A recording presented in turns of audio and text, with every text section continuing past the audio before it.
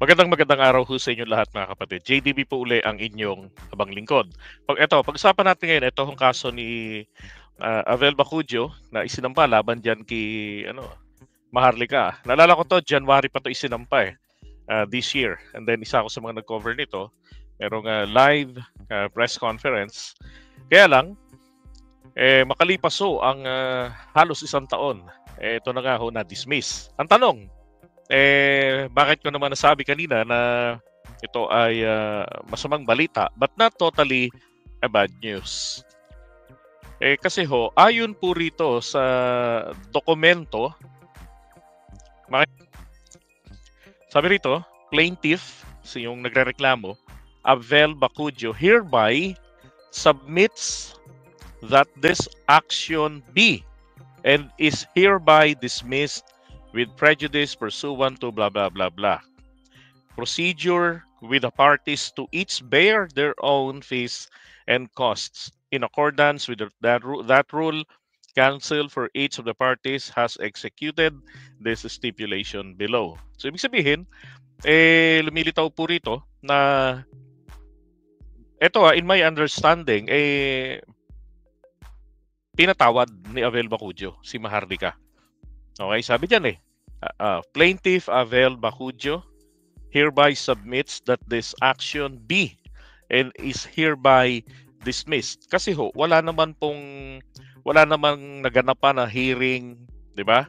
Ito, kung inyong maalala, ang pinakareklamo kasi rito ni Avel yung sinasabi ni Maharlika na nakakuha siya ng kontrata at yung kapatid niya nakakuha ng kontrata parang construction yata sa DPWH at ang niregaluhan na sinuhulan ng Rolex putragi second hand from New York ay si si Sandro ang pinagbigyan. Ngayon, ang isa sa mga key witnesses po rito ni Maharlika ay walang iba kung hindi ito mismong si Pebbles Cunanan. Okay? Yan. Si Pebbles naman, bumaliktad na, di ba? Nag-BBM side siya. Dahil, I don't know, pagkatapos lang lahat ng yan, ng sumuko na si Kibuloy o naaresto si Kibuloy, whatever, nakulong, di ba? Siguro wala ng budget. Kaya nagbalik loob. Nagbago ng bakod, di ba? Kasi nagkagulo-gulo na sa loob ng mga DDS. Alright, so ito ho yung nilalaman. Nung mabasa ko nga ito, parang tanong ni Odi Lennon, anong grounds ng dismissal? Walang grounds Ayan ang nakalagay Oh, ito pa. Notice is hereby given that the dispute between plaintiff Avel Bacudio and defendant Claire Contreras has been resolved. Diba? The parties anticipate filing a joint stipulation to dismiss Claire Contreras with prejudice within 5 days. Plaintiff requests that all pending dates and filing requirements regarding Claire Contreras be vacated. So, na talaga? Wala nang hearing. Talagang, tapos na. On November 1, 2024, a notice of settlement filed by plaintiff. So, si Abel ang nag-file ng notice of settlement. And then, indicating that the case has fully settled. Based thereon, the court hereby orders all proceedings in the case stayed that this action is removed from the court's active caseload. The case will not be reopened absent a written showing of good cause filed within 10 days of this order. The party shall file a stipulation of dismissal no later than November 11, 2024. And then if no dismissal is filed, the court deems the matter dismissed at that time. Until the dismissal date, the court retains full jurisdiction over this action. Ibig sabihin, etong stipulation dismissal, may gawin man silang action dyan o wala, lalo kung wala naman, di sila mag-comply, deemed as dismissed ito. So, nung November 1 po, ang dating nito sa akin, mukhang pinatawad ni Avel Bacudio. Wala naman kasi ibang mangyayari doon 'di ba? Kung hindi ang patawarin. Ang bagal din naman kasi ng ng justice system ng Amerika. Isang taon na halos Pero ang Ganyan pa lang kababaw, hindi pa sila naghi-hearing. Oh.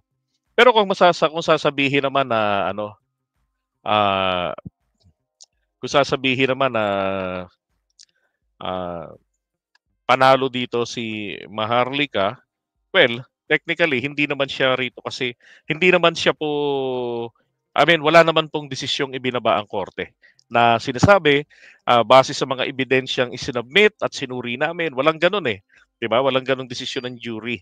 Hindi nga nakaabot sa kanila 'to, sa mga jury. So, wala hong hearing na naganap, yung talagang court battle, wala. 'Di ba nandun pa lamang ito sa anti-SLAPP, tapos, kung di nagkakamali nabasura, tapos kasi nga yung sinubmit nila Maharlika, iba yung translation doon sa actual content nung screenshot na sinubmit nila. Tapos halatang yung dalawang magkaibang conversation ni Maharlika at dito ni Pebbles Cunanan, pinagdugtong lang.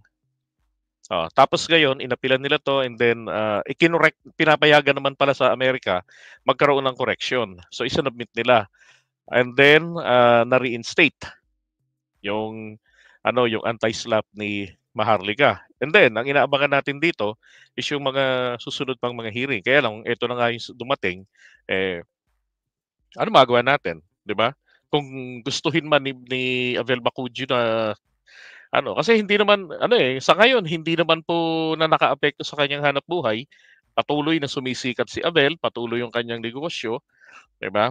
And then, sa madaling salita, wala namang nagpapaniwala na kay Maharlika. Bagamat siyempre sa unang sigwa ng paninira ay masakit sa kalooban mo 'yun, eh, 'di ba? Tama lang din naman na i-assert niya yung kanyang karapatan na sinira at niyurak-yurakan ng walang hiyang babaeng 'yan, 'di ba? Kaya siguro para wala na ring sakit ng ulo. Sa'tin ho kasi madali sa atin na paano niya makamit yung hustisya, kung umatras siya, yung gano'n. Pero kung tayo yung may katawan and then, 'di ba? Lalo na sa side nitong si Maharlika na patong-patong ang kaso sa kanya. Now, pagdating na wala pa na do'n sa ibang mga kaso naman, yung kay Poy, etong si Poy mukhang talagang hindi magpapatinag ito kay Maharlika. Gano'n din etong si tawag dito, yung sa G D P ano yun, PCSO, 'di ba si Mel Robles? Yun, kasi dalawa pang kaso ni Maharlika ang kinakaharap, eh.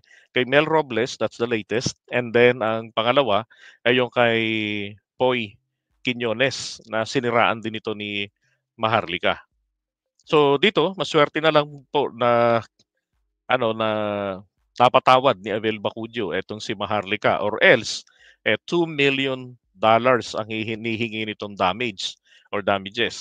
Ayon nga po sa nalaman natin, ang sistema diyan sa Amerika kapagka nanalo, kung sakaling nanalo etong si Abel laban diyan kay Maharlika o kung sino man sa mga kalaban ni Maharlika nanalo, tapos, hindi kaya ni Maharlikang ibigay yung award, danyos.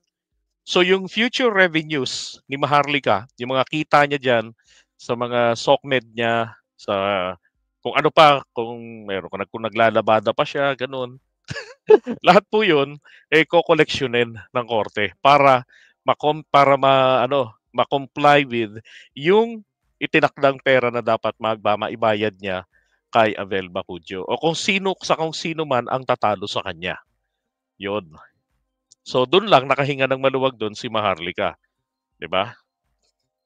Okay. So 'yun po, sa mga nagtatanong diyan kung ano na yung naging update, hindi po natalo si Abel.